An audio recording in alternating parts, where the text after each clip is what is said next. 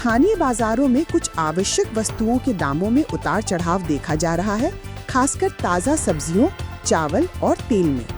व्यापारी और उपभोक्ता दोनों महंगाई और आपूर्ति श्रृंखला के प्रभावों से चिंतित हैं। जिला प्रशासन ने निगरानी बढ़ाई है और उपभोक्ताओं को फल सब्जी मंडियों में न्यूनतम मूल्य पर सामान मिलना सुनिश्चित करने की कोशिश कर रहा है। साथ ही उपभोक्ता संगठनों ने भी आपूर्ति चेन में पारदर्शिता की मांग की है। कई व्यापारियों ने कहा कि चुनाव और आयोजनों के कारण ट्रांसपोर्टेशन लागत बढ़ी है, जिसका असर रिटेल भाव पर पड़ रहा है। तीर्थ यात्रा और स्थानीय मेले में बड़ी भीड़ को देखते हुए प्रशासन ने सुरक्षा बढ़ाने और भीड़ नियंत्रण के उपाय अपनाए हैं। मंदिरों और धार्मिक स्थलों पर विशेष व्यवस्थाएं, आरक्षण नियंत्रण और स्वास्थ्य सहायता केंद्र लगाए गए हैं। पर्यटन विभाग भी स्थानीय होटलों और गेस्ट हाउसों से समन्वय कर रहा है ताकि तीर्थयात्रियों का आगमन सुचारू रहे। ये व्यवस्थाएं खासकर त्योहार के मौसम और आगामी राजनीतिक कार्यक्रमों के मद्देनजर जरूरी मानी जा रही हैं। पर्यटन व्यवसाय के लोग उम्मीद जता रहे हैं कि बेहतर प्रबंधन से पुनः पर्यटक आवक बढ़ेगी। सर्दी के मौसम में वायरल और श्वसन संबंधी बीमारियों में बढ़ोतरी का सीजन आता है। स्वास्थ्य विभाग ने अस्पतालों और क्लिनिक्स को इस पर निगरानी रखने के निर्देश दिए हैं। विशेषकर बच्चों और बुजुर्गों के लिए चेतावनी जारी की गई है कि वे मास्क पहनें और भीड़भाड़ से बचें। प्राथमिक स्वास्थ्य केंद्रों में इलाज और टेस्टिंग सुविधा उपलब्ध रखी जा रही है। साथ ही टीकाकरण एवं स्वास्थ्य जागरूकता कार्यक्रमों को सक्रिय रखा गया है। अधिकारियों का कहना है कि किसी भी उभरती महामारी के संकेत मिलने पर वे तुरंत कार्रवाई करेंगे। राज्य सरकार द्वारा चलाई जा रही कई छात्रवृत्ति और बेटी बचाओ बढ़ाओ योजनाओं के लाभार्थियों की ताज़ा सूचियां जारी की गई हैं। विभाग ने कहा है कि पैसों की निकासी और बैंक स्थानांतरण की प्रक्रियाएं जारी हैं तथा ग्राम स्तर पर फर्जी दावा रोकने के लिए सत्यापन बढ़ाया गया है। शिक्षा एवं महिला विभाग ने स्थानीय कार्यालयों में हेल्प डेस्क स्थापित कर दिया है ताकि लाभार्थियों को सहायता मिल सके। लाभार्थियों से कहा गया है कि वे अपने नकद या डिजिटल स्टेटस की जानकारी ऑनलाइन पोर्टल से जांचें और किसी गड़बड़ी की सूचना दें। मौसम विभाग के स्थानीय पूर्वानुमान के अनुसार अगले कुछ दिनों में ठंड बढ़ने की संभावना है और कुछ इलाकों में हल्की बारिश के भी संकेत हैं। इससे किसानों, स्कूलों और सड़क यातायात पर प्रभाव पड़ सकता है।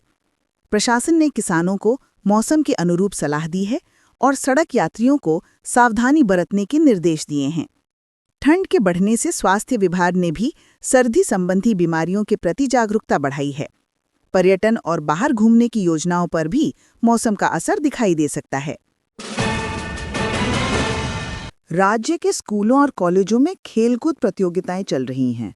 युवा खिलाड़ियों ने फुटबॉल, कबड्डी, बैडमिंटन आदि में अच्छा प्रदर्शन किया है। खेल विभाग ने इन खेलों के लिए बजट और प्रोत्साहन योजनाएं तेज की हैं ताकि क्षेत्रीय प्रतिभाओं को अवसर मिले। कुछ खिलाड़ियों को राज्य स्तर पर भेजने की रूपरेखा बनाई जा रही है और कोचिंग कैंप्स भी आयोजित किए जा रहे हैं। स्थानीय क्लबों और एसोसिएशन से मिलकर ब्लॉक स्तर पर ट्रेनिंग सत्र किए जा रहे हैं। खेल आयोजनों का मकसद युवा शक्ति को सकारात्मक दिशा देना और प्रतिभाओं को निकलने का मंच देना है। चुनावी नतीजों और उम्मीदवारों के पक्ष विरोध में कुछ याचिकाएं उच्च न्यायालय या चुनाव आयोग तक पहुंची हैं। न्यायालय ने इन मामलों की सुनवाई के लिए तिथियां निर्धारित की हैं और कुछ मुद्दों पर तात्कालिक राहत की अर्जी पर विचार जारी है।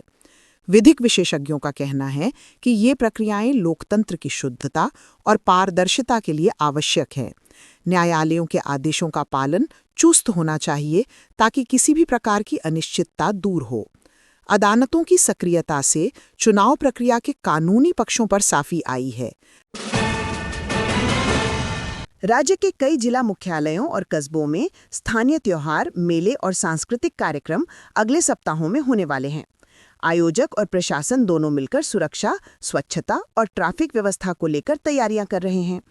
इन आयोजनों के माध्यम से स्थानीय कारीगरों और व्यापारियों को आर्थिक लाभ होता है, इसलिए आयोजन का आर्थिक पहलू भी महत्वपूर्ण है। कोरोना के बाद संस्कृति कार्यक्रमों में भीड़ लौट रही है और लोग सामूहिक कार्यक्रमों को उत्साह से ले रहे हैं। आयोजक स्थानीय नियमों का पालन और पर्यावरण संरक्षण का ध्यान रख रहे हैं। राज्य सरकार द्वारा चलाई जा रही कई छात्रवृत्ति और बेटी बचाओ बढ़ाओ योजनाओं के लाभार्थियों की ताज़ा सूचियां जारी की गई हैं। विभाग ने कहा है कि पैसों की निकासी और बैंक स्थानांतरण की प्रक्रियाएं जारी हैं तथा ग्राम स्तर पर फर्जी दावा रोकने के लिए सत्यापन बढ़ाया गया है। शिक्षा एवं महिला विभाग ने स्थानीय कार्यालयों में हेल्प डेस्क स्थापित कर दिया है ताकि लाभार्थियों को सहायता मिल सके। लाभार्थियों से कहा गया है कि वे अपने नकद या डिजिटल स्टेटस की जानकारी ऑनलाइन पोर्टल से जांचें और किसी गड़बड़ी की सूचना दें। मौसम विभाग के स्थानीय पूर्वानुमान के अनुसार अगले कुछ दिनों में ठंड बढ़ने की संभावना है और कुछ इलाकों में हल्की बारिश के भी संकेत हैं। इससे किसानों, स्कूलों और सड़क यातायात पर प्रभाव पड़ सकता है। प्रशासन ने किसानों को मौसम के अनुरूप सलाह दी है और सड़क यात्रियों को सावधानी बरतने के निर्देश दिए हैं। ठंड के बढ़ने से स्वास्थ्य विभाग ने भी सर्दी संबंधी बीमारियों के प्रति जागरूकता बढ़ाई है। पर्यटन और बाहर घूमने की योजनाओं पर भी मौसम का असर दिखाई दे सकता है।